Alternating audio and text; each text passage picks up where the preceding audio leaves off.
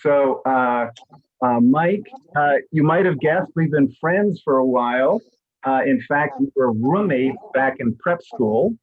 We lost touch for a number of years. I might have been like like a shadow of his in New York at some point, and the shadow didn't realize or didn't recognize the body to which it was the shadow. But I think that would have just been passing like ships in the night, and for a couple of years back in the '80s or something. But I think, as you might have seen, Mike is an esteemed writer. He actually started out, or I'm not sure he started out, but he was a New York Times editor for 7 years. He's written for the New Yorker, the New York Times Magazine, Sports Illustrated. So not only highbrow, I'm delighted to say, but Sports Illustrated among others. He's published 4 books, and there might be some reason to Mike's madness. I think New York shows up in most of his stories, perhaps a little less the book about the Grand Prix circuit in 1961. But New York is a strong character, as far as I can tell, in all of the books that I've read of his. And I think you can tell from his newspaper background, he has a real admiration for New York journalism, and it comes through. It came through to me very strongly with Incendiary, which and the subtitle is "The Psychiatrist, the Mad Bomber, and the Invention of Criminal Profiling," about New York in the 1950s. So I'm not sure when Mike escaped the being an editor or having a desk job. How many years ago was that, Mike? Oh gosh, I left the New York Times around 2008. Okay, so that's just when I was arriving in Miami. So we both were finding freedom in our own way. Yeah. So with that, I want to turn it over to Mike and go for it, Mike.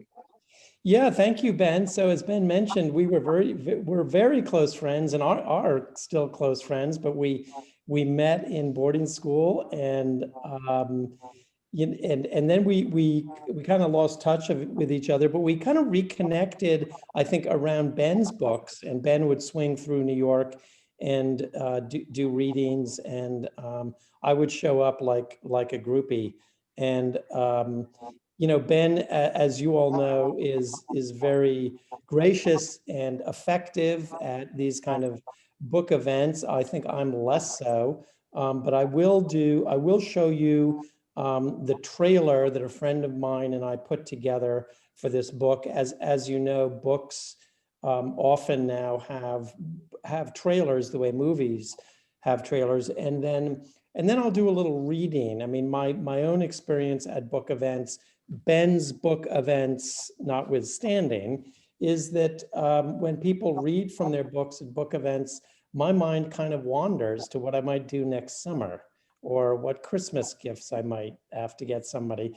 But I'm going to do a short reading, and then we'll just talk a little bit. And as you know, Ben and I kind of collaborated on some questions, but we can talk about your questions too. And I just want to say that I am thick-skinned as an author. I'm keenly interested in people's honest opinions. I don't mind tough questions, and I won't be insulted if there are things about the book that you disliked or even hated. Please just come ahead with your honest thoughts. So with that, I will play this little trailer. I'm simultaneously proud of this trailer and a little bit embarrassed at how cheesy it is.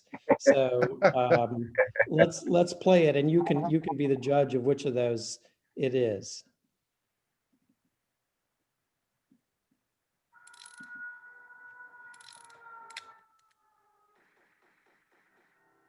In the 1930s, the mob operated by a simple rule: the squealer must die.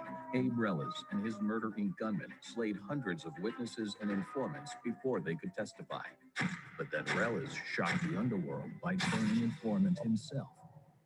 Gangsters fumed as their lifelong friend and associate became the most damning informant of all.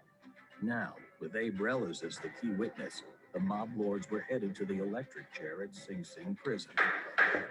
Until, on the morning of his most important court appearance, Reles' lifeless body was found 5 stories below his hotel window. Who murdered Abe Reles, and on whose order? A Brotherhood Betrayed is the true story of the executioner turned informant whose mysterious death lives on as one of gangland's greatest unsolved mysteries. Okay, there you have it. Not cheesy at all. Okay, good. Thank you, Don't Robert. forget, I also worked in local news, so I'm very used to, if it bleeds, it leads. Yeah, it does. It is a kind of gesture to that tabloid sensibility of the time. And now I'm going to do a short reading, and feel free to think about where you want to go on vacation next while I do this reading. I'm going to read a short section, which is in a sense the inflection point of this story. This is the moment in which Abe Reles, our main character, after spending his entire adult life killing informants, becomes the biggest informant of all. So here we go. On the afternoon of February 21st, 1940, Abe Reles left his cell and walked escorted among the tomb's dark corridors to a visitor pen to see his wife, Rosie. She did not fit the public image of a dolled up, mascaraed moll at a champagne party.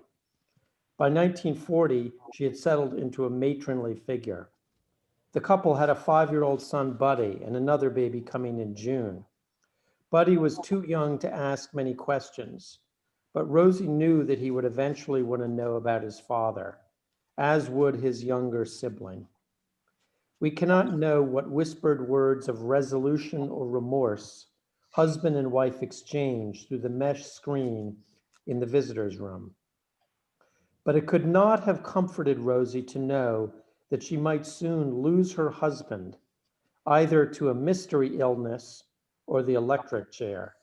The mystery illness, by the way, as some of you may remember, was Reles was spitting up blood, and he believed erroneously that he had cancer.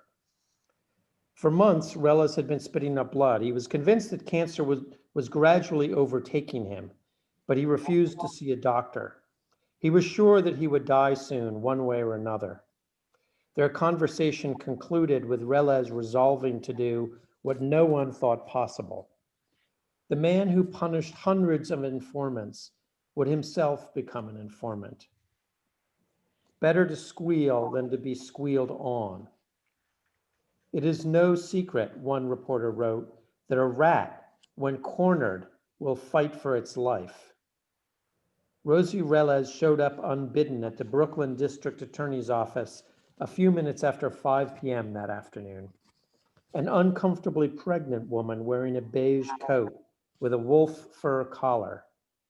She had swept her hair up in a turban and rouged her cheeks. She arrived after normal office hours on Good Friday, a day for Catholics like William O'Dwyer, the district attorney, to observe the Stations of the Cross. Nobody recognized her. She sat in a waiting room for an hour. When Turkis asked if he could help her, she insisted that she would speak only to William O'Dwyer. "I want to save my husband from the electric chair," she said. She began to sob. "My baby is coming in June." Rosie told O'Dwyer that her poor, impressionable husband was stricken with remorse over his ghastly deeds. He regretted allowing those terrible influences, Bugsy Goldstein and Pittsburgh Phil Strauss, to lead him astray. O'Dwyer could tell where the conversation was headed. Rosie's husband felt so contrite that he was ready to tell what he knew, as long as he could make a deal to save his life. If Reles was genuinely willing to come forth with truthful accounts of Murder Inc.'s activities, then he could be the major player that O'Dwyer and his deputy Turkis badly needed to bust the mob wide open. O'Dwyer acted immediately to move Reles to protective custody before anyone at Murder Inc. learned of his defection. Turkis drafted a consent order stating that Reles had agreed to speak with them and carried it to the Tombs, where Reles signed it as nonchalantly as a celebrity obliging an autograph fan, Turkis later wrote. Within the hour, a judge issued a court order transferring custody to O'Dwyer. Reles was delivered to Brooklyn through dark streets by an armed police motorcade headed by tall, white-haired Captain Frank Balls, O'Dwyer's friend from his patrolman days, who now headed the district attorney's detective detail.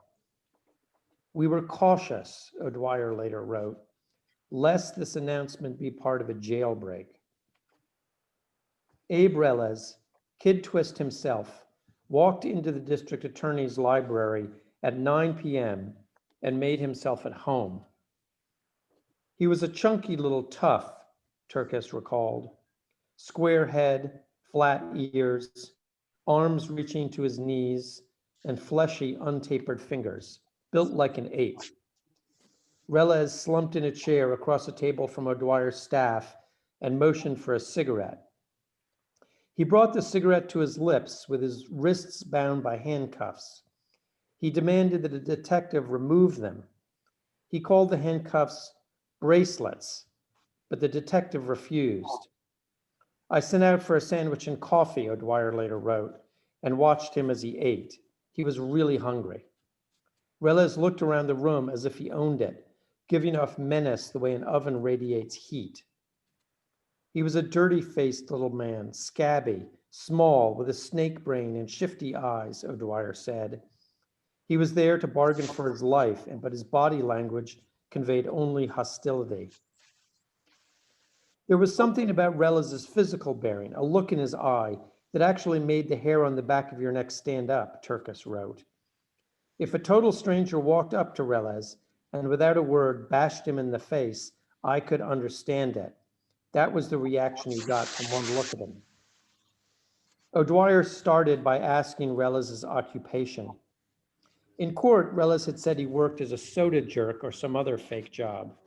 This time, Reles offhandedly replied, the murder business. So there's the reading. Now, Ben, how should we proceed? You had mentioned that you suggested to everyone that we go around the table and people give their. Yeah, if they give a top line, we have a nice old tradition to people give top line thoughts, and then we dive into the question. So okay, great. We'll just do it in the order that I can see. Robert, do you want to start? Sure. I have to say that, Michael, I thought this book was amazingly researched, and even when you filled in details that I don't know how you could have possibly known, they all made sense. It all seemed of a piece. The only thing I found bewildering was, actually there are two things. The number of characters. I'm a big Dickens lover. This challenges Dickens in the number of characters and also in the absurdity of their names. Yeah. I found it so hard to keep track of them, and I kept on going back to your index, and then I was bemused by the form of your index. It doesn't have any notes on the page, and I wouldn't have known when to turn unless I was lost about something, and then I get a page number. I don't know, it was this is in the notes, sorry. Not, yeah. Can you explain why you did that? Why you did that kind of notes instead of putting footnotes with numbers? And I guess, did you not want it to seem like a nonfiction book, but more like a story? Well, yeah. I mean, I thank you for mentioning all of that, Robert. The way that I arranged the notes, I mean, there would have been several different ways of doing it. The more conventional footnotes that you may be thinking of, in my understanding, would be associated with more academic publications. What I was concerned with as a journalist, as opposed to an academician, was giving credit to quotes. I wanted to show that the quotes, that everything in the book is true, that the quotes were in no case were the quotes made up, but that in many cases I drew the quotes out of other people's reporting. And so that was the purpose. That was the purpose of the notes, was to show that, you know, on June 7th, 1939, somebody is quoted as saying something in court or on the street to a policeman, and I wanted to verify and give credit to the person who collected and published those quotes. I think this is the style of notes that you would see in books by people like David Halberstam. Not that I'm comparing myself in any way to him, but I think for people who are used to working on newspapers as I am, this is the kind of format that is comfortable. In regard to the other things you mentioned, the amount of research, I mean, a lot of people have said that to me. What I'm trying to do is to write in a style or a genre known as narrative nonfiction. So you all are probably familiar with that. It's typically associated with the great Erik Larson, who wrote The Splendid and the Vile, and Laura Hillenbrand, who wrote Seabiscuit. So the idea is that it's all true, it's history, it's nonfiction, but it's, you know, I'm trying to write it as if it were a novel, a true novel. And I'm trying in my way to borrow the techniques of fiction. And so in order to do that, I mean, if you were just writing a Wikipedia entry, then you would want to know the basic facts of a story. But if you're trying to write narrative nonfiction, you're trying to make the story feel almost like a Netflix series, like a binge-worthy Netflix series. And so it has to be cinematic. And my feeling is to make the picture really clear, you have to have a lot of pixels. And so I really did do a huge amount of research. I would like to have done a whole lot more research. You know, if I had the time, I would have done a lot more research. But the idea is to make it something that is different than history with a capital H or textbook history. The idea is to make it feel, move and have the pace of a novel or even a movie. And so that does require a certain amount of research. And people have said to me, "Oh, you did so much research," as if I had done a lot of homework for a math test. But to me, I mean, I'm so deeply nerdy about this that the research to me is really gratifying. Oh, yeah. And really fun. So Robert, you understand that. So I appreciate that you noticed the amount of research that I did. I wish I'd been able to do more. All right. Well, I have to say, I have to just say one thing.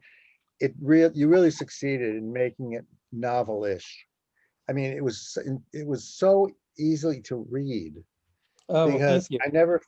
I never felt like I was going into the next chapter and I couldn't wait to get into the title, like Yeah. you got Lepke. I say, oh, I'm just left Yeah. 20 against the underground and I want to move on. Yeah. Well, I I know we need to go around the horn, but I will say one other thing in response to Robert, and that is about the number of characters. I mean, I really struggled with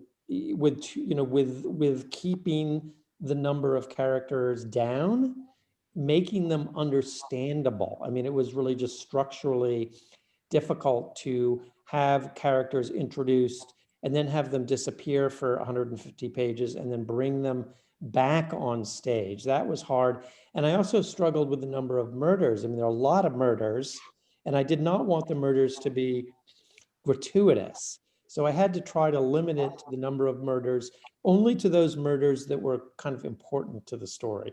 But other people have said that they found it sort of off-putting that there were so many murders. I mean, they become kind of monotonous, maybe. All right. Thanks. Jay, go for it. Thank you. First of all, I think it's really great that you were able to get Michael to be with us. That brings a whole new dimension. And so thank you and thank Michael for taking the time to come talk with us. Oh, hey, it's really a pleasure. I've just recently, I guess, read 3 books which kind of deal along the same sort of topic. 2 of them that come to mind. One is Hotel Scarface, which is about the mafia and Miami. Mhm. Another one, which is called The Corporation, which is about the Bolita being formed in New Jersey and coming into Manhattan and so on and so forth, and facing the mafia. Mhm. And then the third one is The Irishman, which Yeah. probably is the most famous of the 3. Yeah. Something that I really liked about your book is you didn't walk away saying, wow, these are really super wonderful people and I'd love to have them for neighbors. There's a tendency, I think, in addressing how the underworld is formed, and it still very much exists, and how it goes about doing its business, that we tend to, I don't know, we tend to try to want to glorify it. And I think that the details in your book, perhaps the murders were monotonous, but I think they got a point across about that. What do psychopaths do, and how destructive can they be, and how intimidating they can be in relation to trying to have a quote normal society. So I found the book really well written, very well researched, and I enjoyed sort of the refreshing, which is almost a contradiction of terms here, but the refreshing approach that it wasn't something that tried to glorify. Maybe glorify would be a better word. That it did do that, but with a purpose of saying, okay, understand this, and don't try to make it something that you think is really great, and have sympathy for these people because they don't deserve that. Um, and so I guess I thoroughly enjoyed the book. Congratulate you on writing it, and thank you so much for being with us.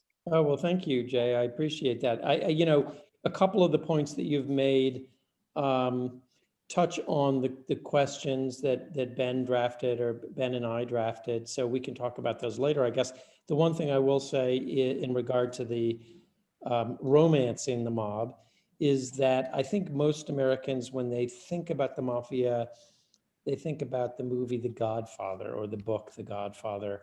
And The Godfather, I think, really, in a sense, introduced the mafia to America and formed the public conception of the mafia. But as I worked on this book, I came to understand that the reality of the mob, at least in the 1930s and around Murder Inc., was far more violent and psychopathic than the Godfather was. Hey, Doreen. Jay, I just got to tell you, gorify, that was awesome. I've never heard that word in my life, and I love it. That was fabulous. So I will agree with Jay. Well written, well researched, so enjoyable. I love narrative nonfiction. I think it read like a novel. I loved that about it. I don't like this topic in general. I don't like violence. I don't like the mafia stuff. I don't like corruption. I would much prefer romance. And I was shocked to find that I really, really enjoyed the book. I went into it with great trepidation as a woman, like, oh, this man's world, oh, there's murderous stuff, oh, betrayal, all the values I don't like. And I found it so human. I had never heard before, and I love the detail of why Sicilians went into the mafia, right? And I grew up in the US Virgin Islands as an islander. I know what it's like to have people invade and then you want to keep your space. That made perfect sense to me. I happen to be a Jewish New Yorker. I was not aware in my fleeting knowledge of mafia stuff that there was such a thing as that there were so many Jewish people involved in this. That was like a revelation to me. And I'm a language nerd, and I absolutely adored your use of jargon, whether it was like the words for bribe and ice somebody. And there were just a gazillion examples that I underlined of words that people used as their jargon. And I love that aspect of it. I'm trying to see if I can find some of them here. I couldn't remember all of them, but I underlined so many. Of course, when I'm looking for it, I can't find it. But give me a second here. I also usually don't see much of a role of women in these books, and I was very pleased to see the role of prostitutes as actually like fundamental for bringing Luciano down. Yeah. And you know, women tend to play, you know, not much of a role in these mafia movies, and they're a lot of times just what's the word? They're in it for the money, or they're in it for what they can get, or at least they're portrayed that way. And to see the role of the prostitutes and like Hokey Flo or whatever her name was, Token flow. that was really interesting, that there was a role for women that wasn't just the wife at home taking care of the kids or the gold digger. Jargon. He rolled over, as prosecutors say. He borrowed $100 a century. A rub out ring, handcuffs or bracelets. I can't find all the words now, but I just loved the jargon and all of the words. So that's my top line. Well, thank you. you, Doreen. I really appreciate all of that. In regard to the language, you know, it would have been a mistake to not give voice to all of that wonderful, colorful noir language of that time and place, Brooklyn in the 1930s. My dilemma was how to treat it. I didn't want it to sound, I didn't want to write it as if I were writing like a noir tabloidy piece. So the difficulty for me was to include, you know, the jargon and the names, you know, TikTok Tannenbaum and Charlie Love that one. and all of that. But to hold it, I'm trying to think of how to say this. I wanted to hold those things apart from me and kind of observe them as artifacts without falling into a kind of slangy kind of way of writing. And that was, I don't know that I succeeded at that. It was hard to do because, you know, pretty much everything that I read, you know, in the grand jury depositions were filled with slang, and the newspapers at the time were filled with slang. So it was very hard to not fall into that. So I was trying to make the reader aware of these delightful, weird, you know, expressions, but not present them as something that I was saying. I think you succeeded in that, you know, kind of like cultural anthropology will look at an artifact or examine how it fits into a society without necessarily taking on that voice. I think you succeeded. And I loved that. I was like, jargon. Thank you. Listen, Michael, can I just ask you, did you think about Robert, Dashiell Hammett? Robert, sorry, we want to hold on to some questions because otherwise we're not going to get to Michael's questions. Okay, so let me give my top five, Okay. and then we'll give it back to him, and he can go as he wishes. So, first of all, great comments, guys. Michael, you might perceive if you haven't done a book event in Miami, at least my experience from book readings is Miami book readers have some of the best comments and are some of the best readers around. I can tell. And now I shouldn't be puffing up my old friend and roommate, but I think I'm going to puff him up a little bit. Okay.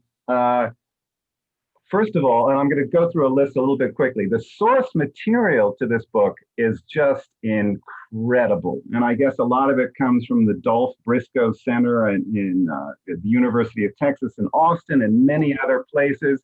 But it is so rich. I mean, it's the rich, great mob vocabulary.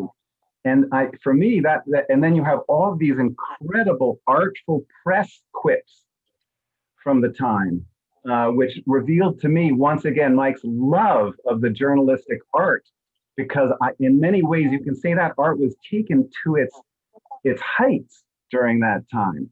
And so by having source material, and I'm not even mention the grand jury materials, you take those as source materials, the mob vocabulary itself and all the words they created, the creativity they put into the language, and then the press quips were just way up there as well. I mean, just, how they gave things like the rat sweet, the canary who could sing but couldn't fly, the hot squat, the old Sparky. I mean, the list just goes on and on.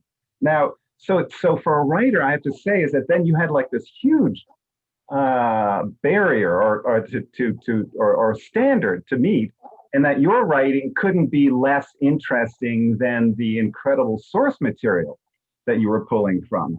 I did find the book filmic at times, and especially in the prologue, which did start out film noir-like for me.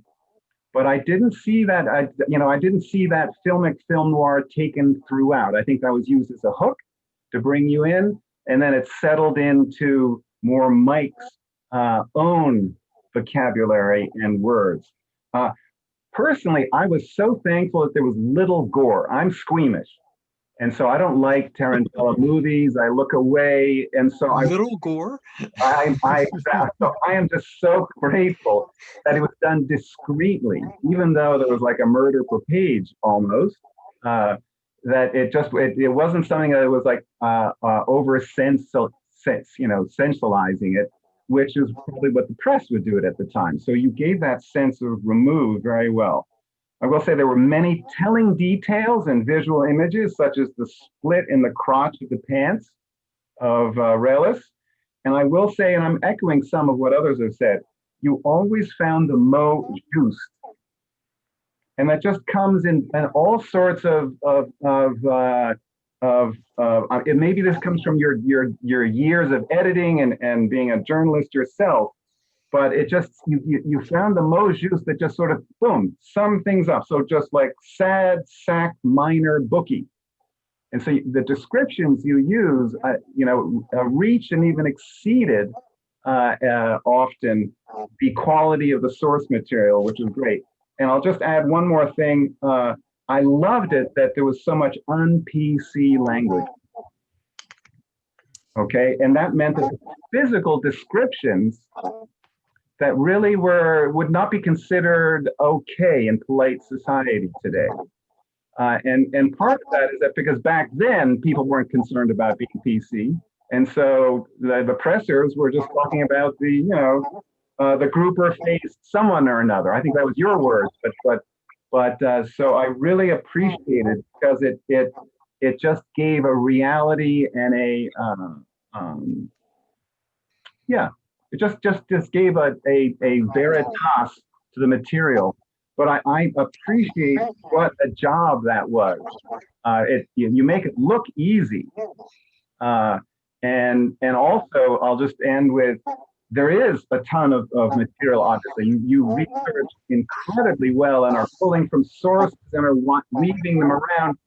truly seamlessly. So my hat off. I wish I could write narrative nonfiction hat as well. Well, thank you, Ben. Wow, thank you. I appreciate that, especially coming from you. The one thing I'll say about the language is, I didn't want to be part of the story. I didn't want my role in the story to be very noticeable. I don't think it needed to be. I didn't want to get in between the reader and the characters. If you have characters like Oscar the Poet and Pretty Levine and Pittsburgh Phil Strauss, I think you should just allow the reader to spend time with them and not get in the way. So there was a way in which I tried to keep my language neutral, but there was also kind of a countermanding instinct to play up to be a little bit playful because of the, it's hard to write about speakeasies and prohibition in Brooklyn at that time, or Coney Island, without being a little bit playful. So those were sort of two conflicting instincts that I had. On the one hand, be neutral and let the events, the events are pretty colorful, so it's not like I needed to add color.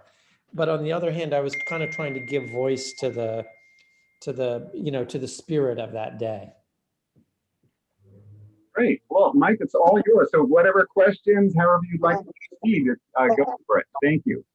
Well, I mean, the first thing that I will say is just we touched very briefly on Ben touched briefly on the beginning of the book. I give the book away in that prologue, right? I tell you what's going to happen, and I guess my question is that a problem? Strictly speaking, if the author had wanted to build suspense, they wouldn't have told you. They wouldn't have told you how this story ends. But what I was trying to do was to tell you how the story ends, and then work my way back to that ending, on the theory that the pleasure of the story isn't really finding out how it ends. The pleasure of the story is more like trying to get from how you get from point A to point B. So I guess my question is it a problem that we started with what is really the ending of the story? No, I don't think it was a problem at all. Yeah. Go ahead, Jad. What were we going to say? No, I was just saying, I don't think it was a problem at all. I think that the way to start with, okay, this is what happened to Reyes, and then to work back through it, you understood what you were looking for, and I don't know, I just thought it tied it together very well. I think that's a common technique in film. Maybe more common in film than in books. I'm not really sure. It worked for me. I was thinking of something like the Fred McMurray movie, where you see what's happened. It's the one with Edward G. Robinson and oh, what's her name? Anyway, he's an insurance salesman, and you kind of know, you get a hint of what's happened, but until the end, you don't really see how it really ends. But you watch that festering that goes on through the rest of the film, and I think it's very effective, as long as you don't give everything away, which I don't think you did. Well, I mean, just I guess what I want to say is, if you're doing what I'm trying to do and what Ben does, and maybe the rest of you, I don't know, is you're trying to keep the reader with you for the ride. Mm-hmm. Trying to keep them with you for the story and keep their attention. I feel that more acutely now than I did in the past, because our attention spans are diminished by social media, etc. And so I wrote a book years ago about Formula One car racing in the 50s. And before I started that book, I had a kind of complicated idea about the structure of the book. and I had lunch with my editor, and he said, don't worry about the structure. If the reader knows what the characters want, then the structure doesn't matter. They'll stay with you no matter what the structure is. He said, my advice is that you just make the reader know what the characters want. And that was really like all good advice. It was very simple, but to me, it really kind of formed the foundation of the way I approach these couple of books, because it's about what the characters want. And so if I had just started with Relez as a teenager and then worked my way up into the thick of the story, I don't think my instinct was it wouldn't have worked as well. It would have been hard to get the reader to understand what the character wanted, because it would have felt like an almost kind of dutiful or obligatory march through the kind of chronological history of his life. So for better or worse, by starting with his death, I was trying to get readers to pay attention to what the characters wanted.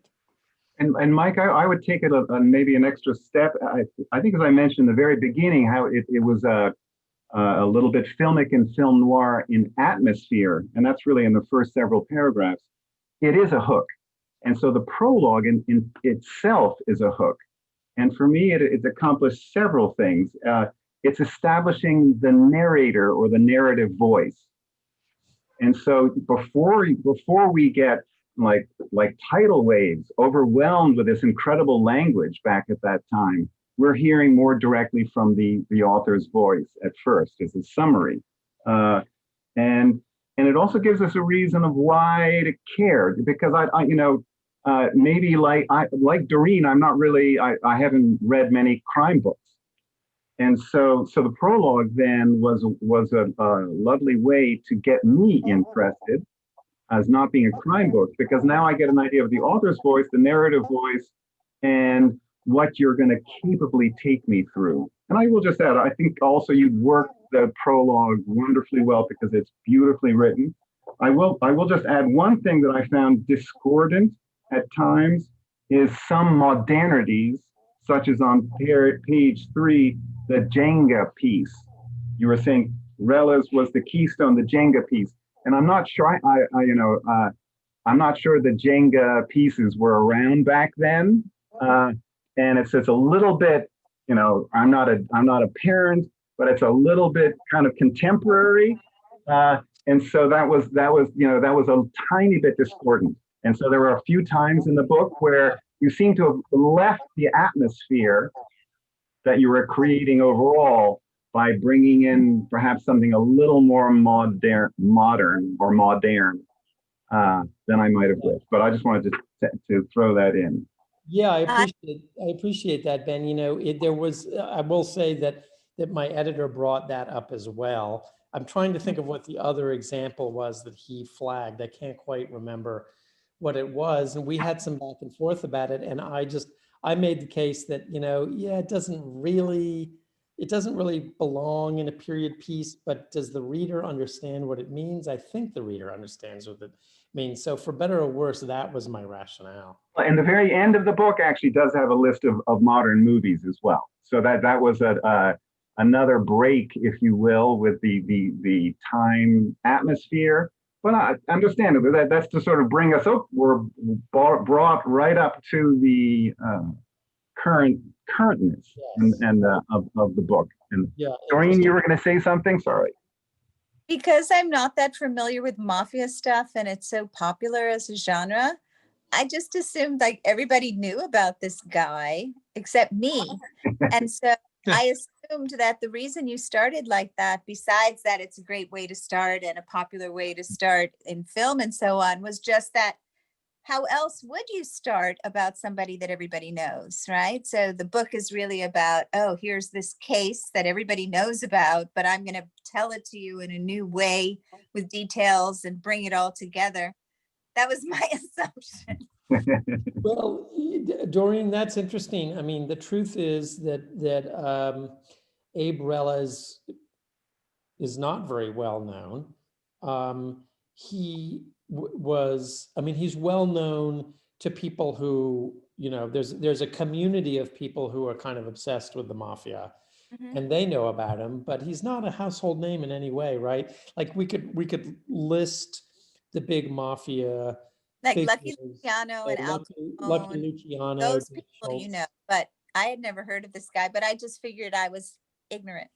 No, you are not ignorant, Doreen.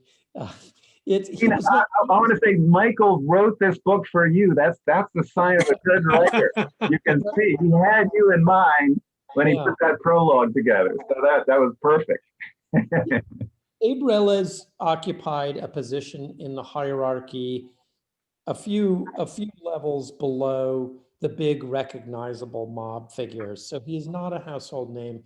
And what's more, he was, even though he had an incredibly important position as the head of Murder Inc., he stayed local in a way that is hard for us to understand today. He barely left his neighborhood in Brooklyn. He was not a flamboyant figure. He didn't go to nightclubs in Manhattan the way, you know, Dutch Schultz would have, or Lucky Luciano would have, or Bugsy Siegel would have. He did not have his photo in the paper very often.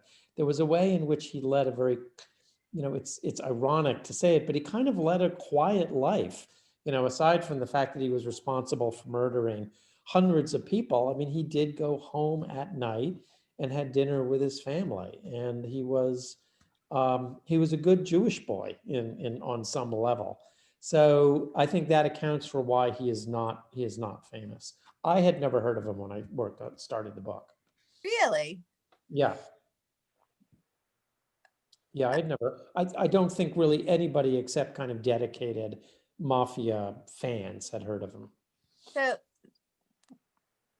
when you started the book, was your idea to write about him, or was your idea to write about this time period? And in the process of your research, you came across him, or how did that? Well, the question of how an author settles on a topic is I think a really interesting question. There's a wonderful writer named Paul Henriksen who wrote a book called Hemingway's Boat. I heard him speak once, and during his talk, he said that authors can't find topics. The topics have to find authors.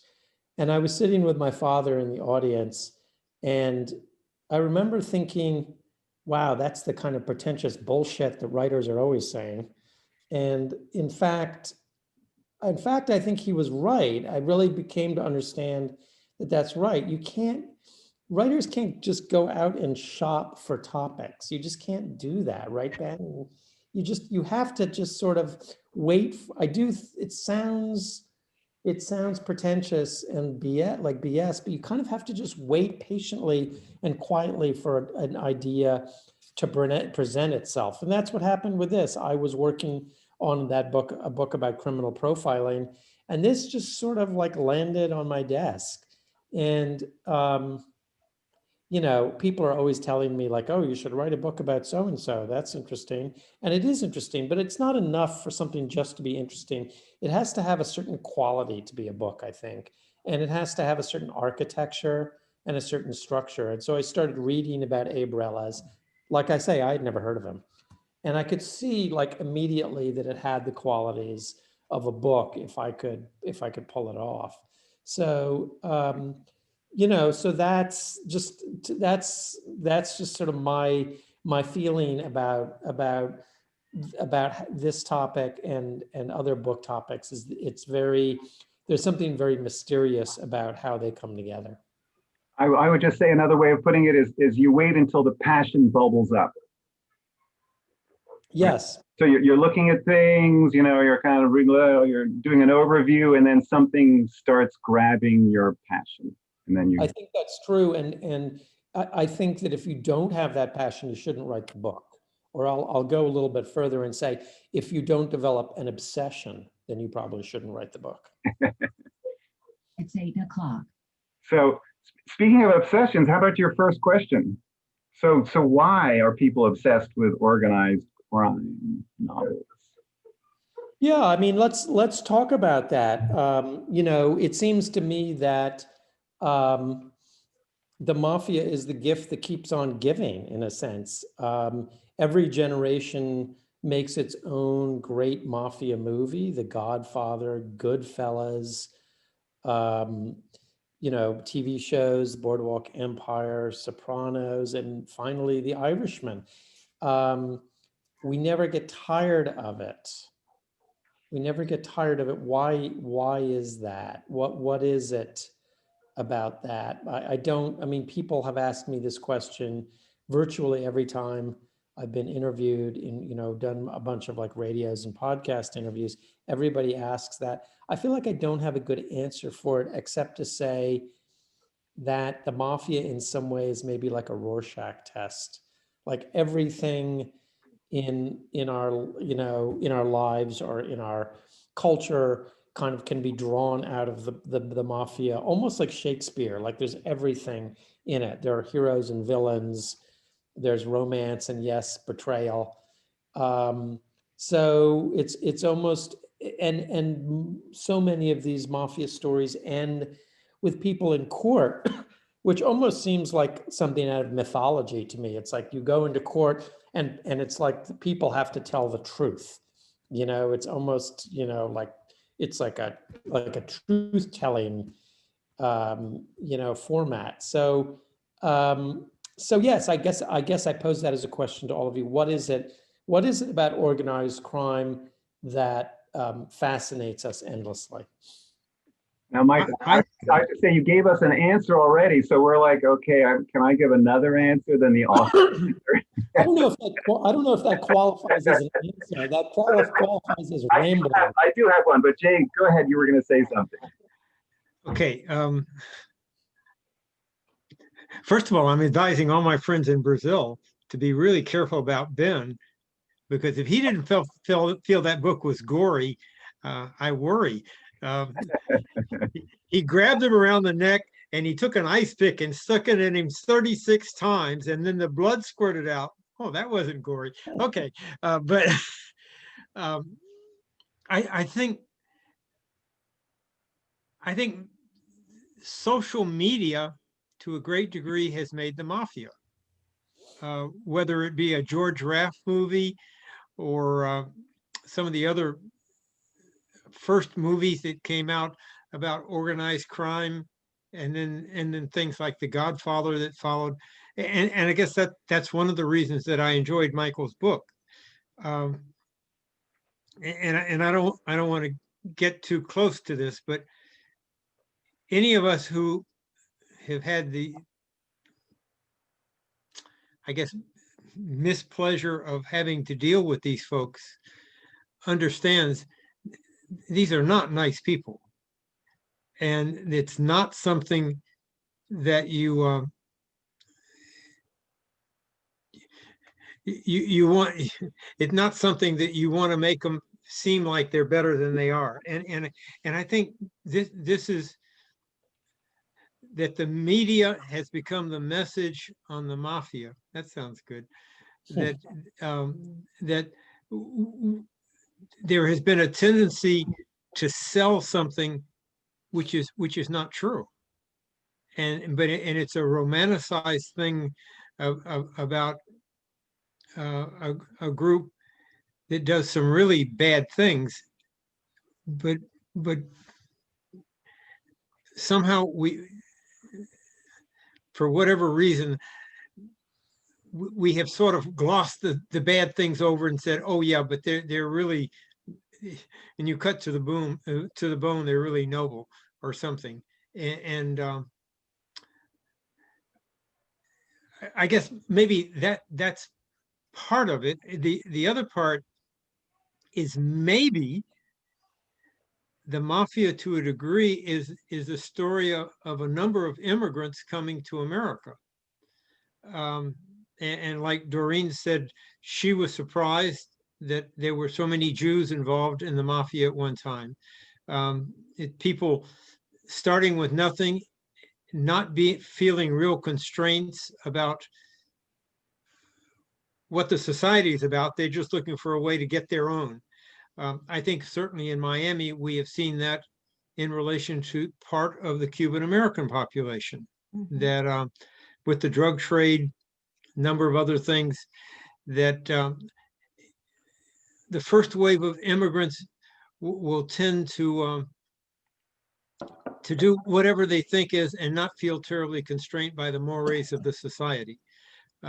Maybe that's part of the identification with the mafia, that people within their own families or their own wave of immigrants can somewhat identify with, at least with the part of understanding why people felt that it was necessary to do something outside of the norm. But yes, I think you're absolutely right. That sort of romancing the mob with something like The Sopranos, right? Yeah. But I don't think Michael does that. No, I agree with you. He does not. That's what I like about his book. Me too. I come at this maybe slight. I think there's something uniquely American about the mob and organized crime, and why. But that explains to me perhaps its immense appeal. The way I look at it, think of it, it's kind of like it's the big city frontier. It's the Wild West in the big city. So one of our founding myths, if you will, is the frontier justice and how the country was settled. And so in some ways, we're resettling again and again.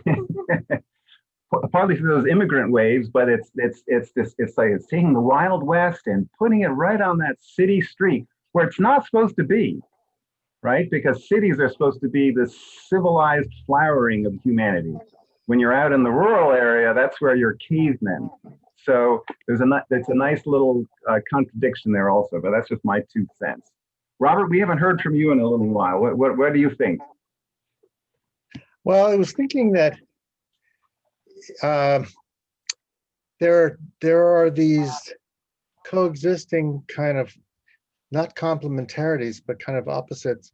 The embrace and the stories about the mafia, the embrace of family, and the stories that have been developed around the families and taking, like Michael was saying, so and so he would go home and have dinner with his family and then murder about 10 people. So it was a extreme dichotomy, but there was a major separation, it seemed, between the two.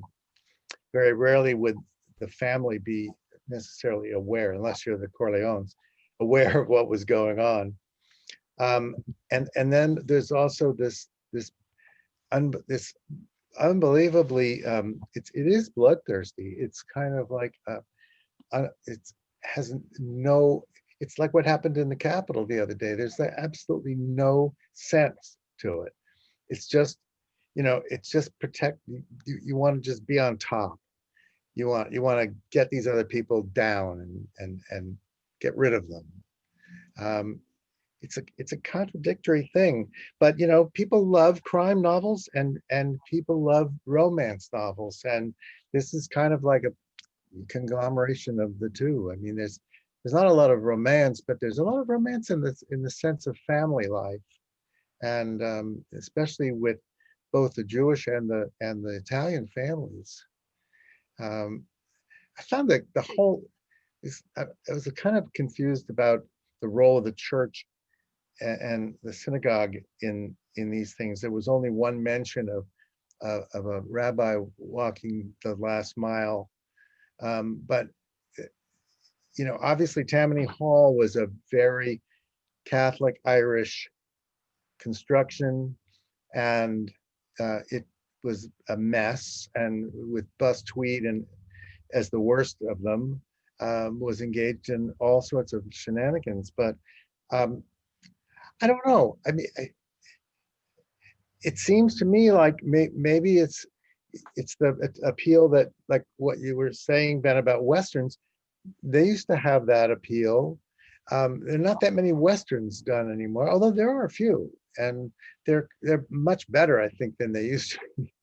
But it may be a lot about the frontier, the new frontier. I was struck by the religious hypocrisy as well, and you know, it's like pure ritualism. Oh, yeah. There was one time where I was glad that the rabbi refused to receive,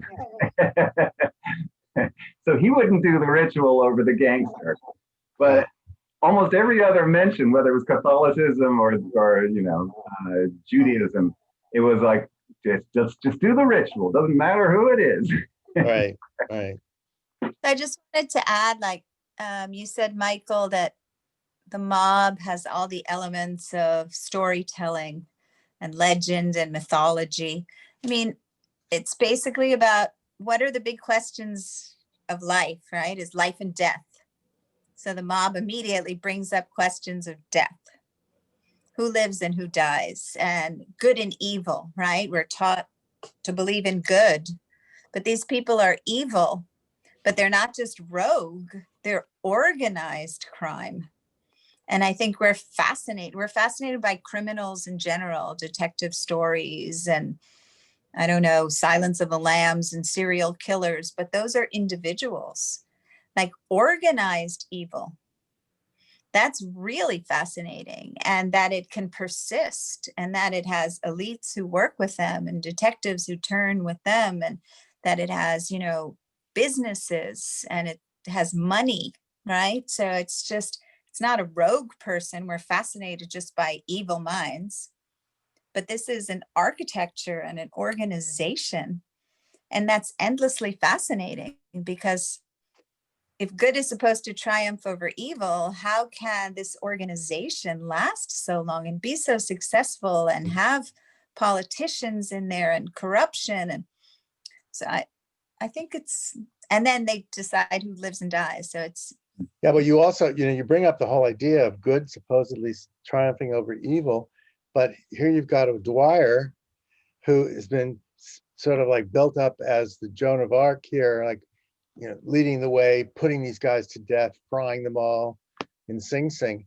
And yet he's really, in the end, just broken into a penniless sad sack and then dies. The same thing with Lucky Luciano. I mean, having this heart attack and just die. I don't know. It was great. It was great irony.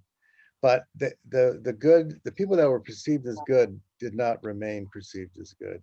That's So I just want to add something to what Doreen was saying, and I think it gets back, Mike, to your question of why you know organized crime has such a you know fascination for us. Relis was incredibly creative and entrepreneurial, and here he was an eighth grade dropout. So it's a rags to riches story, and and as Doreen was touching on, we also get a very perverse form of capitalism. And so my guess is that this holds fascination because capitalism has this sort of bad rap, and in general in America, and then this is the dark underside. And so it's a whole nother reason why perhaps Americans are like, wow, this is so cool. This is the dark underside of capitalism. What its real core, what it's all about. it is frankly very, you know, uniquely American. I mean, there's a fascination with the cartels, right? How many movies have been made about the Colombian cartels and Pablo Escobar and, you know, right. about Mexico? I think like organized crime, and how many, I don't know, in Italy, I would imagine there's a zillion stories about the mob as well. I guess maybe the families that were in America, or maybe because Hollywood is so strong, we think of it as more American. And I see what you're saying about the frontier stories, but I think there's a fascination with organized crime everywhere. Yeah. Well, let me jump in if I may, and just, this seems like a natural segue to another question, and that is, who is the American, what is the American part of this story? It occurs to me that Thomas Dewey at that time would have been a kind of iconic idea of an American, came from a Midwestern. New England Protestant family, moved to the Midwest, and the kind of the subtext of his family life or the culture that he grew up in was that there was a certain idea about American, which was certainly white and Protestant. And there was a sentiment which was that America was pure in some way, and that the Italians, the Jews, the Irish were bringing the corruptions of the old world to America. And Thomas Dewey's career on some level was dedicated to correcting that, to coming down on organized crime, because organized crime represented some unwanted element Immigrant. of Europe. But on the other hand, it occurs to me that, just as several of you had said in the last few minutes, that there is something very American about Abe Relez and the other mafia figures. Hey, Jeffrey, let me give you a call back. They were capitalists, Yeah, as I'm on a Zoom right they were now. immigrants who wanted to become they didn't want to become their immigrant parents. They wanted to become truly American. And they wanted to succeed. They wanted to be rich. They wanted to, far more than the previous generation of mobsters, they wanted to assimilate, and they wanted to be American. They wanted to Americanize the mob. The mob was a melting pot. So my question is, who really is more American, Thomas Dewey or Abe Relez? I think it's a little bit of a loaded question. It's a little bit like asking, like, who's more American, the Indians or the Cowboys? But yeah, I understand maybe the Cowboys would edge out in that kind of stereotypical level. But no, I would say that Relez. I mean, I love it that on page 184, you say that he's like, he came from a no education, rags to riches, and he becomes the author of the magnum opus of crime history. I mean, it's like, there he is. So he is, if you could write the magnum opus, if I could write the magnum opus, we'd be happy guys. And Relez was like, he arrived at his element in some way, right? Because he was the canary, would not stop singing. And apparently you saw, I guess, his testimonies, but the guy was articulate. I mean, he just would go on and on and on. It turned into an amazing story. What were you I think maybe there's something else there, which is the following. It's sort of like when you see the news, the news doesn't come on and say, nothing bad happened today, everything was good, and the weather was great. Have a good afternoon, and by the way, buy whatever pharmaceutical is out advertising tonight. We gravitate toward bad news, and I think the thing with Dewey maybe is an interesting thing. What about the Dewey family? They were an immigrant family. What did they go through before they moved out to the Midwest and became the respectable Americans? Did they go through an evolution that was maybe similar to this? Or did they choose a different path, but the different path is not one that's conflicted? I mean, if you said, well, okay, the Deweys came over from wherever they came over from, and they worked really hard, and they were able to accumulate enough money to send their son to college, and they had a great marriage, and nothing bad happened, and have a good day. This is where maybe the attraction of something like the mafia it's conflictive, while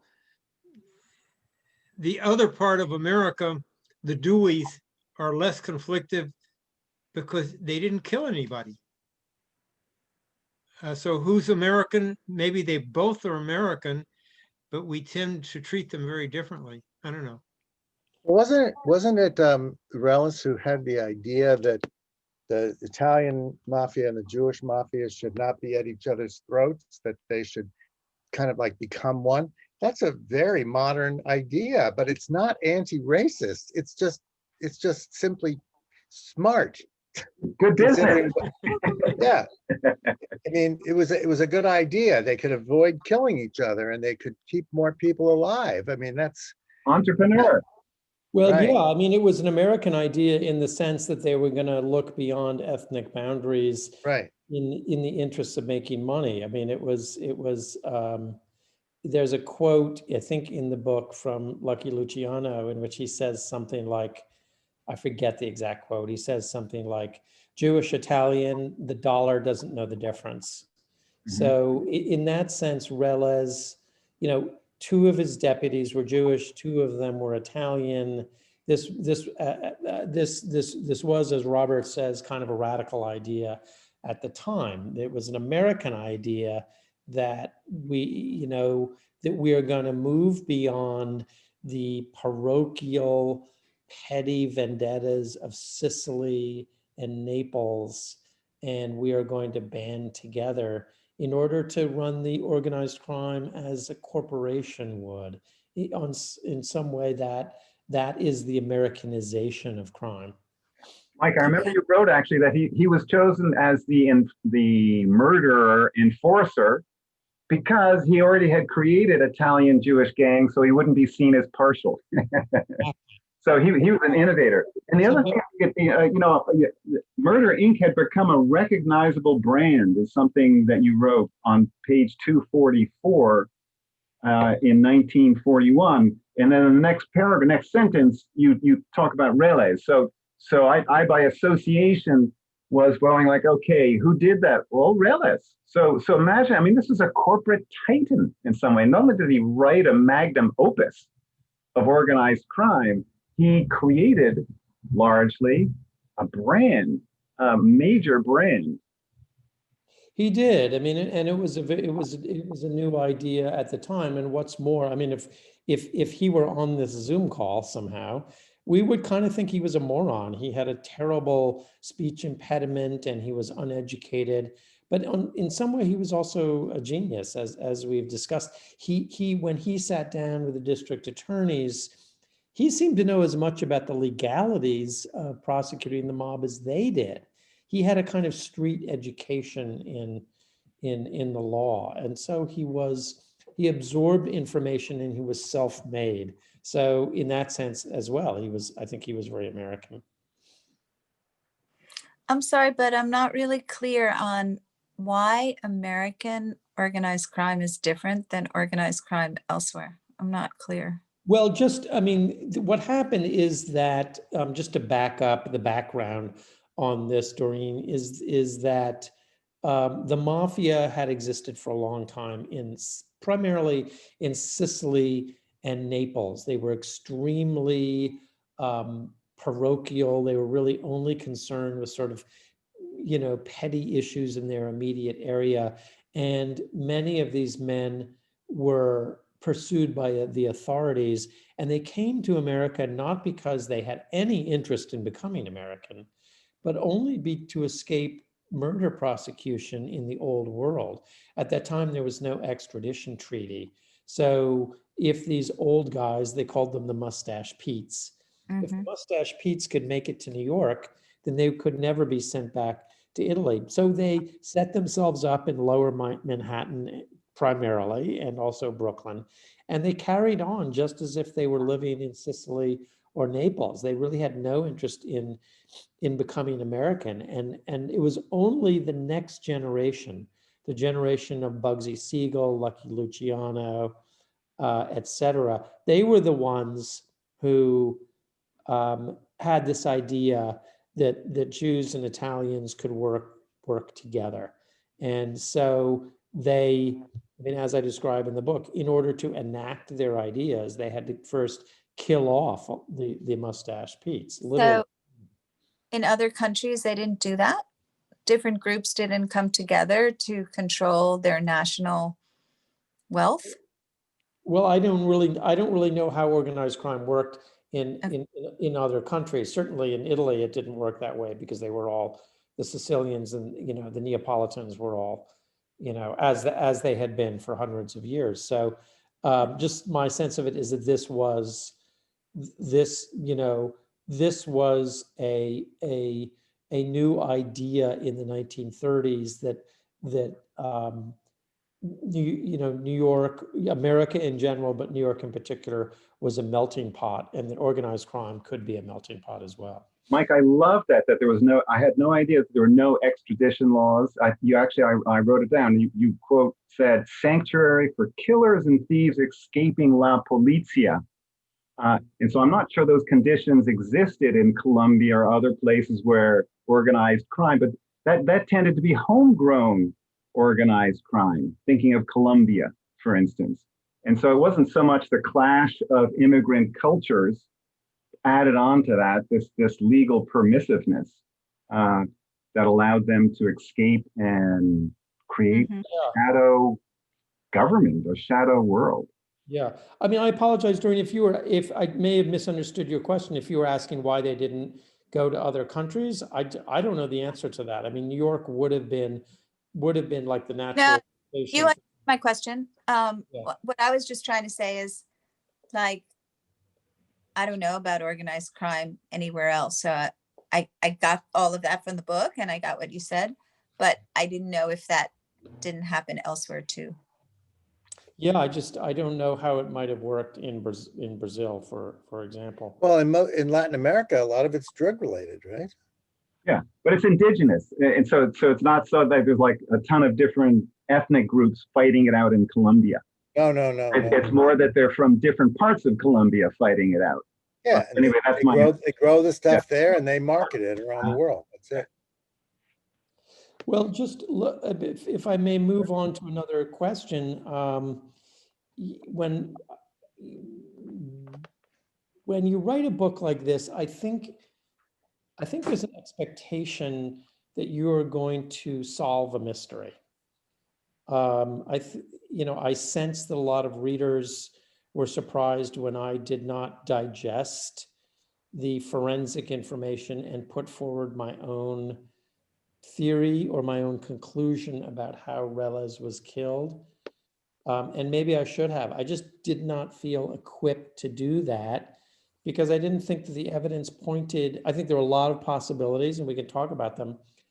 I didn't think that the evidence pointed to any one particular conclusion, and I didn't have any information that anybody else, doesn't have. There wasn't any great revelation about it. So I wind down the book, as you know, with describing the possibilities for Reles's death, but I don't draw a conclusion or steer the reader towards one paramount possibility. So I guess my question is, what do you think of that? My waffling, and who do you think killed him? I don't think it was waffling. I think you were just you were spreading out the possibilities. I latched on to one, and I still, after rereading, I still think it's probably the right one. He was thrown. He landed too far away from the house, so just slipped, and it was probably Anastasia and the cops. And you can see in one of the photographs that he's got blood on his head, which could have been from the fall, but there was no forensic stuff done about this possible beating with a billy club that knocked him out, and then they could carry his limp body and hurl it out the window. But I don't think he was trying to escape. I don't think he had anything to do with it. I think that once he was hit in the head, he didn't know what hit him. Yeah, and that could well be true. I think the interesting thing about the way it was written, though, that you do have two parallels. On the one hand, you have the people from Murder Incorporated saying, okay, if you rat, you die. And the $50,000 to reward and so on and so forth to kill him. On the other hand, building up a little bit of the suspense of the internal conflict that he was having about who he was ultimately going to have to testify against and whether he really could do that, which would give him a reason to perhaps commit suicide. And even the part about the very conflictive relationship that he had with his wife at their last meeting.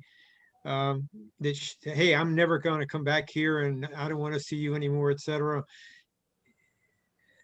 I don't know. I thought it was really well written. And yes, I think everybody would have loved to have said, and by the way, at the end, we have testimony that showed that he was pushed or he did it all by himself.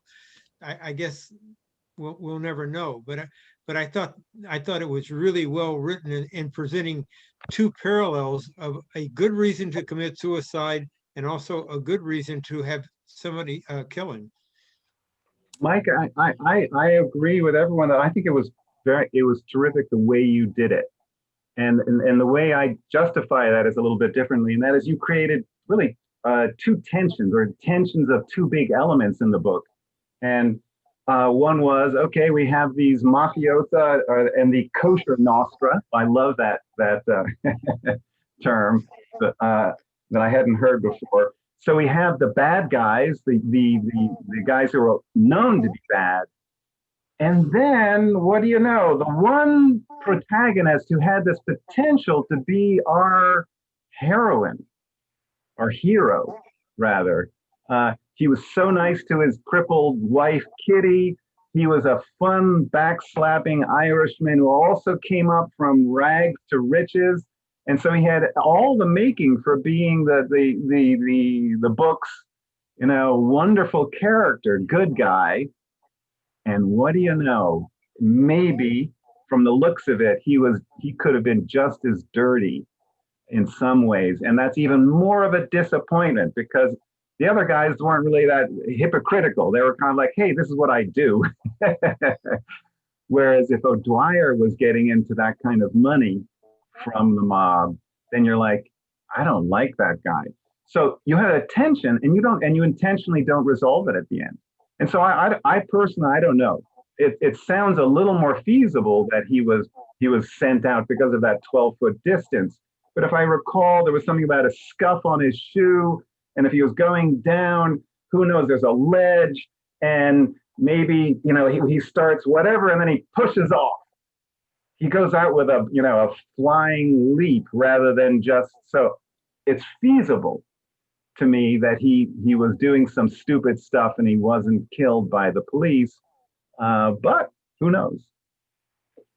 Yeah, Well, yeah, I mean, the forensic evidence is complicated and contradictory. So, just what comes to my mind is that what I had in my head as I was working on this was the way in which Thomas Dewey, the crusader in a white hat from the Midwest, was the opposite of William O'Dwyer, the immigrant who came up through the streets as a cop when cops were all corrupt. He was a judge when a lot of the judges were corrupt. He worked in a law firm which had ties to the mob. It's almost as if in order to bust the mob, you had to have a little bit of the mob in you. It's almost feels like a kind of Jungian thing or a mythological thing where it's like to kill the evil, you have to be kind of evil yourself. And that was the tragic downfall of O'Dwyer. Did O'Dwyer himself take bribes? I mean, we'll never know, but certainly the people around him did. And the dirt of corruption was all around him throughout his career. And that in some way helped him because he understood the mafia. He understood their language. He understood them, the way they operated, in a way that O'Dwyer never would. But it was also his undoing. So was O'Dwyer involved? Was he involved in Reliz's death? I mean, I don't say this in the book, but when they call O'Dwyer to tell him about Reliz, I do say that O'Dwyer was home with a cold that day. That's a little suspicious. And the aide who called him did remark that O'Dwyer seemed not surprised to find out. Bear in mind that Relez knew not just about the mob's activities, but he knew about all of the police officials and city officials way up the ranks who were corrupt. And he was going to talk about that eventually. He was going to talk about the corruption eventually. And so who benefited from Relez dying? Well, the mob obviously benefited, but city officials benefited too. And it's worth bearing in mind, from our point of view in 2021, it's now kind of a foreign idea. But in those days, the mob and the police were in some way very close together. They grew up in the same neighborhoods, they went to the same schools, they drank in the very same bars, they married into one another's families. So there was a kind of incestuousness between the mob and the police that's hard to understand today. And so does it seem kind of shocking to us to think that the mob and the police might have hatched a plan together? It seems kind of far-fetched, but not when you think about it in the context of the way these men grew up. They talked to each other all the time in the neighborhoods. So we don't know what happened, but I mean, my instinct tells me that if Relez died, it's hard to believe that the mob, and particular Albert Anastasia, it's hard to believe that they had nothing to do with it. It's equally hard to believe that the police had nothing to do with it. Of course, as you know, if you read the ending of the book, it appears that we have an answer when Lucky Luciano, in his memoir, explains how he had paid off the police to kill Relez. But then even that is surrounded by mystery, because Lucky Luciano's book was discredited in all sorts of ways and proven to be full of falsehoods. So, you know, obviously we'll never know the answer to this. I guess there's an interesting thing with Costello out of Chicago. When he was asked about the assassination of JFK, and he said, well, if you want to know what happened, first of all, look at who died and look at who's still alive. Yeah. It goes back to what you're saying. Okay, Relez died, and who benefited from that? Yeah. And an awful lot of people did. Right. I mean, virtually everybody benefited from Relez dying, including his wife. I was going to say, even his wife, yes. Including By the way, one point that you brought up that I thought was really interesting, and it's kind of the root of a lot that happened, and that's prohibition. That if we had not had prohibition, a lot of what happened probably would not have happened. I think that's a really good point, Jay. It was prohibition that made the mob wealthy. And because the mob was wealthy, they were able to pay off the police. So that's a really good point. Without prohibition, they would not have been able to run their operations. And also something else that I was going to mention earlier when we were talking about this kind of the romancing of the mob is that really occurred at the moment that crime became organized. I mean, it used to be that these guys were just neighborhood thugs. They were menaces, everybody hated them. But when they became organized during Prohibition, they became organized in order to organize bootlegging, essentially, and set up speakeasies and supply chains for liquor. And then all of a sudden they were, I guess, what we might call anti-heroes, right? They weren't exactly heroes, but they were anti-heroes. And the public was complicit in the mob's activities because the public was going to speakeasies. And so in some funny way, the mob became, if not lovable, then at least likable then. And more popular, probably. Polls, I'm not sure the polls existed then, but if there were polls, I'm sure they would be, the mob figures would have come out as more popular than the public officials would have.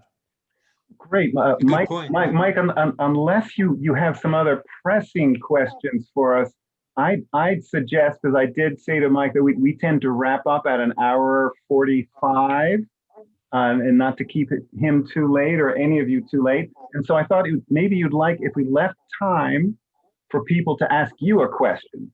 So, to give everyone an opportunity if there's time. So does anyone have a quick question for Mike? I have a quick question.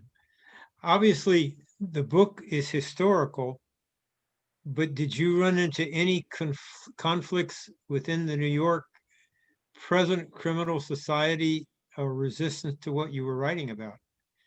No, Jay, that's a good question. It was too long ago for, I thought about that. It was too long ago for,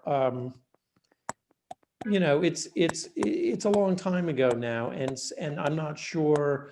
I mean, for the purposes of my new book, the one I'm working on now, I have spoken to, legit members of the mob, and I don't think they even know who these characters are.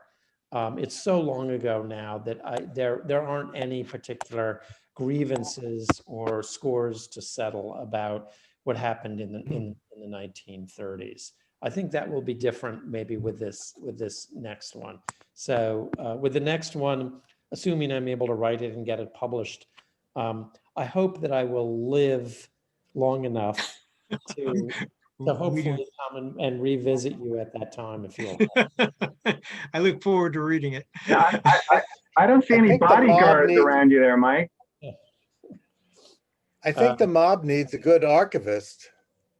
So another They need somebody question. to pass the story on. Well, there is a mob museum in Las Vegas, which I've had some contact with, and they're really actually this history very seriously. They're sort of the Smithsonian of mob history. Wow. Any other questions? Doreen, do you have one? I do not, really. I've got one. Mike, I am a squeamish guy. You wrote on page 169, the slayings described were so brutal and described so graphically that stenographers on a few occasions had to leave the room to regain their composure. How about you, Mike? It's funny, I am a squeamish guy, Ben, but I'm only squeamish if it's on a TV screen or a movie screen. I'm not squeamish in the slightest if it's on the written page. And, when we started this conversation, I said that I was full of an awareness that I'm competing for the reader's attention. And so I was happy to have these scenes of gore and stabbings and shootings to write about, because I felt like they helped keep the reader in my pocket. If I was writing some kind of a flaky novel based on my own life, I know that readers would desert me immediately. But in this case, I felt like, it kind of what I'm trying to say in a way is that I'm trying to write this, as I said, like a novel or like a Netflix series. And so I see the gore as being an asset in that effort to do that. It's a lot of dark material that you've covered now that you're doing a little more crime novel-y sort of things. Is there a way that you're able to stay above it? Is there a strategy? Is there something that protects you from the evilness of your material? Yeah, what a good question. I don't think so. I mean, I really, like I said earlier, I was just very mindful in a way of trying to keep the language neutral, to try to write about it the same way I would write about, and other topics not related to crime. I tried to write it as one would write any narrative, and not to relish the gore too much, but to describe it accurately and somewhat dispassionately. So I guess that's my answer. Well, thank you. I want to say, go ahead, Doreen. I do have one quick thing, if I may. Could you just tell us a little bit about your process? Like, how long did it take you to write this? And do you write every day once you get the material, or you're? Yeah, Doreen. So I have a newspaper background, as Ben mentioned, and so I go about it in a very kind of boring workman-like way. I mean, I really punch the clock. I sit down at like 8 o'clock in the morning, and I stop for dinner with my family, and um, I collect a lot of information, and then I begin to write it. I know a lot of writers, and maybe Ben is like this, who collect a lot of information, and then one day they start to do all the writing. On some random Tuesday afternoon, they decide that's enough research and they start to do the writing. I'm not smart enough to do that. I allow the right research and the writing to kind of inform each other. So it's really like I do a lot of research and then I begin the writing. And it's only when I've begun the writing that I realize where I need to fill in the holes and what needs to be enriched. And so I go back and do more research and reporting. And then I go back and massage that into the writing. And I go back and forth and back and forth. And I allow the two to play off of each other. So that's essentially my process, is that I'm reporting and writing at the same time. Well, And the time frame? How long did it take you to? I think it took 2.5 years. No. So I would like to have had more time, but I think the realities of book publishing now are, I signed a contract and I got an advance, and the publisher does not want to wait, doesn't want to wait too long for it. So I don't really know, but I think probably 10 years ago when people wrote books like this, the publisher gave them a little more time. There's some funny way, mysterious way in which I think, in my experience, things are better if you write them quickly, or as my agent once said, she urged me to write in a fury, was the way she. Well, Mike, you're amazingly efficient if you did all of this in 2.5 years. I just want to say Charles joined us a little bit late. And I just want to say hello, Charles. We are recording, so I'm going to send you the YouTube link so you can listen in to the prior part of the conversation. But Charles, I did mention at the beginning of the call, we're going to have someone come and join us who lived close to the half moon, who grew up close to the half moon in Coney Beach. If you want to undo your mute, do you want to give a little bit of color or some little anecdote from the half moon that maybe Michael doesn't know about? And then we're going to have to sign off. Can you hear me, Ben? We can. Well, I don't know if, first of all, let me tell you, I enjoyed the book very much. And I had a dear uncle who was not a mob guy, but he grew up around Saratoga Avenue around that time. And, was very contemporary. I was born in Coney Island on 28th Street, which is about 5-6 blocks away from the half moon. And I left pretty early, came to Miami Beach, another mob hangout. But I sold ice cream on that beach. Really? At Summers, and went to college a couple of years, lived in Coney Island. And I remember hearing, kind of the law of the Half Moon Hotel and Abe Rellis and such like that. And I read your book. I'm Jewish, and I'm, so that, there's a great expression. It's a shanda for the goyim, which means it's an embarrassment to the Gentiles.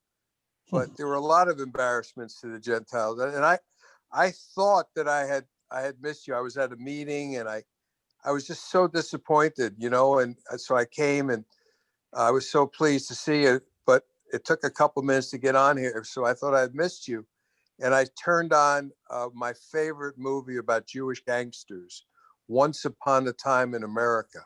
Have you watched that? I mean, I've seen little parts of it. Yeah. You should watch the 3.5 hour version. You would appreciate it, because it refers to a lot of what you wrote about. Not quite explicitly, but the whole Murder Incorporated, and you know, one of the questions, I don't know if you asked or if somebody else asked, was who is more typically American? You know, Dewey or Abe Relis? I would go with Burton, you know, the prosecutor. I mean, You mean he Turco? was, Yeah. yeah, yeah. He was the one person that, you know, I felt good about. I mean, Dewey was kind of a plastic figure. I don't think I could have hung with him. And Abe Relis was not somebody who I wanted to be around. But, you know, Bert seemed like a pretty decent guy. I don't know how you felt about him. Yeah, I mean, that's a really interesting observation. He was, in some ways, he was a lot like the gangsters. He came from a Jewish immigrant family. He's the one who stayed in school, Right. and became a lawyer and became a not just a district attorney, but a very successful one and highly respected. And Yes, yes.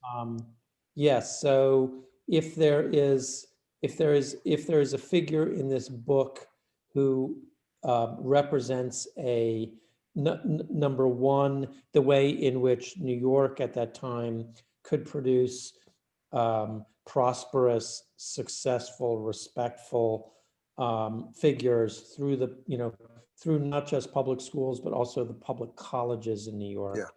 He would be that figure, and really a self-effacing hero in a way. So I really agree with you. Well, You Mike, know, Mike, I wanted to say, yeah, Charles, we got to go soon, but you have one other thought? yeah, just one other thought. You know, it was so typical of Italian families and Jewish families. You know, you had one guy who became a murderer in a Jewish family, and the other guy became a lawyer or a doctor. In an Italian family, you had one guy who became, you know, a killer, and his older brother became a priest, you know, or a policeman or something like that. There were roads not taken and roads taken. It was kind of interesting. I always thought about, Yeah, you know, it is interesting. And a little earlier, we were talking about how that was true with the police and the mob, that they were kind of the same kids growing up in the same neighborhoods, and some went, one way and the others went the other way. you know, growing up, I mean, the summers I spend in Coney Islands, you know, I always wonder what happened to some of the guys who sold ice cream with me. You know, I wound up going to college and law school, but I think some of them wound up going to Rikers, you know, or Sing Sing. But, you know, road not taken. I just one more question. What's the last book you've written? Is this the last one you've written, or what's the next one? This is the most recent one. The one before this was about the first case of criminal profiling. The Okay. first time that the police called on a psychiatrist to solve a serial crime. And then the next one is also it's a Brooklyn book, Charles. It's a book about two detectives in Brooklyn who were high-ranking detectives who were on the mafia payroll in the Yeah. 1970s and 80s. I think I know something about the two of them. But at any rate, Ben, thank you so much for calling on me. I'm looking forward to listening to the tape. Thank you, Ben. With pleasure. I'll definitely send it. So, Mike, much, much appreciated. I'm delighted to see you so fine, fit, and settle in maybe not in the gangland itself, but awfully close to it. So, so thank you all. And you wanted to say something, Mike? Yeah, no, I was just going to say thank you all. I'm really sincerely flattered by your interest, and I hope we can do this again sometime down the road. And when we've all had vaccines, I'm hoping to come down to Miami and maybe have a drink with Ben, and maybe I'll see all of you. I mean, Very great. maybe there's a mob story in Miami. I mean, we've got our own history down here. Ben, I grew up in Miami. There are plenty, you know, Okay, the there you go, guys. We've got an Gary incest. Agnes Schwartz, Meyer Lansky story. I don't There know. you go. So let's bring Mike down to the sunny Florida to see where the real dark crime goes on. Okay. I'll buy the first 2 rounds. So thank you all. I'm going to stay Thank on for a you. few minutes with Mike to see if it all went well, but much appreciated to you all. Thank you so much for joining tonight. Thank Thanks, you. Paul. Thank you. All right. Thank you. Bye. You guys are a great group. Look forward to the next. We'll be in contact. I'll share the video with all of you shortly. Thank you. Thanks. Thank you. Good Take night. care. Good night. Good night. Good night. Thanks. Oops. Here. Oh, I'm going to stop this also. Where are we? Okay. So Charles, if you could sign off. Thank you. Well, Mike, what did you think? Oh, it's a great group. So Ben, I lost your visual. oh, sorry. I guess, oh, I know what it was. I thought it was, there we go. As you can see, I really am a complete dweeb on this because I was wondering, oh, there we go.